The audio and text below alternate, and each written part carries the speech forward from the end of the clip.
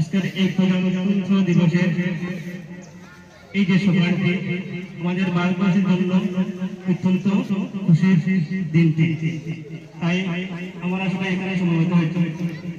শ্রদ্ধেয় আজকে আমাদের এই প্রজাতন্ত্র দিবসের সভাপতি এবং স্কুলের এমডি স্যার মহাশয় এবং আমার শিক্ষক এবং শিক্ষিকা মন্ডলী এবং সম্মুখে উপস্থিত আমাদের স্কুলের ছাত্র এবং ছাত্রীরা, সবাইকে আমি একটা কথা বলতে চাই যে আমরা সবাই জানি আমাদের ভারতবর্ষ 1947 সালে স্বাধীন হয়েছে।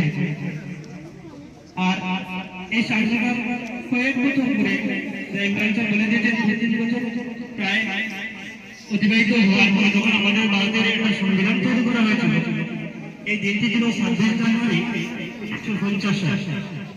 এই 26 জানুয়ারি 1950 সালে করে এই সংবিধানটি আমাদের ভারতবাসীর জন্য তৈরি হওয়ার পর থেকে আমাদের দেশের প্রজাতন্ত্র দিবস উদযাপন করা হয় 26 জানুয়ারি। আর প্রজাতন্ত্র মানে হচ্ছে জনগণের দ্বারা পরিচালিত সরকারকে বোঝায়। অর্থাৎ আগে ছিল প্রত্যেক দেশে বা আমাদের দেশে ছিল বা অন্যান্য দেশে ছিল যে একজন রাজা হলে রাজার ছেলে রাজা হয়, একজন রাজা হলে রাজার ছেলেই রাজা হয়। রাজা যদি মৃত্যুবরণ করেন বা কোনো কারণে যদি প্রত্যেকে পদত্যাগ করেন, তারপরে রাজার বড় ছেলে রাজা হয়। এই প্রথাটা আমাদের দেশ থেকে চলে গেছে।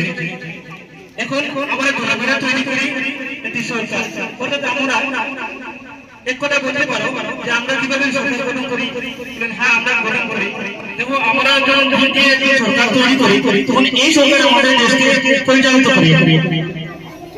পঞ্চায়েত ইলেকশন, তারপরে বিধানসভা ইলেকশন, লোকসভা ইলেকশন, আমরা সবাই প্রত্যক্ষভাবে ভোট দিই। মানে আমরা ভোট দিয়ে প্রতিনিধি আমরা তৈরি করি, তারপরে আমরা আমাদের দেশকে পরিচালনা করি। তারপরে আরেকটা ভোট আছে যে রাজ্যসভা ভোট। রাজ্যসভা ভোট আমরা ধীরে ধীরে দেই না, তোমরা এগুলো দিচ্ছ না, তোমরা বুঝতে পারবে না। রাজ্যসভা ভোট দেওয়া হয় না, পঞ্চায়েত ইলেকশনে ভোট দেওয়া হয়, লোকসভাতে দেওয়া হয়, এমএলএ ভোট আর এমপি ভোট এগুলো দেওয়া হয়, রাজ্যসভাতে ভোট দেওয়া হয় না।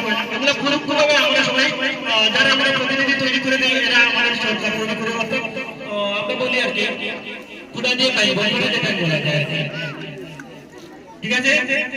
আর আমি আমার বক্তব্যটি দীর্ঘায়িত করছি না, তোমরা সবাই শান্তি সহকারে তারপর আরো সাধারণ বক্তব্য দিবে। আর তোমাদের এই দিনটি